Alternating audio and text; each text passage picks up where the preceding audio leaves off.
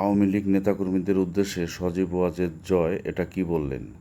আওয়ামী লীগকে শেষ করা সম্ভব নয় বলে মন্তব্য করেছেন পদত্যাগ করে দেশ ছেড়ে পালানো প্রধানমন্ত্রী শেখ হাসিনার ছেলে সজীব ওয়াজেদ জয়।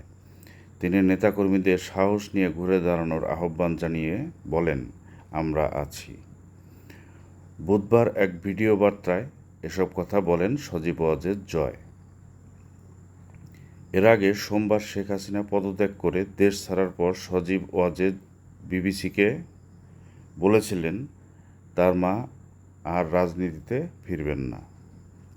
পরদিন ডয়েচে ভেলেকে জানান শেখ পরিবারের কারোরই আর রাজনীতিতে আসার কোনো ইচ্ছে নেই। সজীব ওয়াজেদ বুধবার ভিডিও বার্তার শুরুতে দেশের বর্তমান পরিস্থিতি তুলে ধরেন।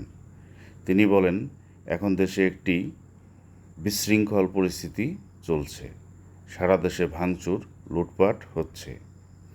আওয়ামী লীগের নেতাকর্মীদের উপর হামলা চলছে, হত্যা করা হচ্ছে।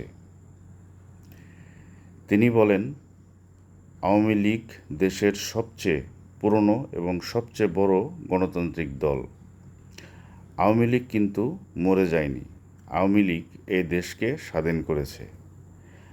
আওয়ামী লীগকে শেষ করা সম্ভব নয়। শেখ হাসিনার পরিবার রাজনীতিতে আসবে না। আগে দেওয়া এই বক্তব্যের কথা উল্লেখ করে সজীব ওয়াজেদ বলেন, আমাদের নেতাকর্মীদের উপর যেভাবে হামলা হচ্ছে, এই পরিস্থিতিতে আমরা হাল ছেড়ে দিতে পারি না।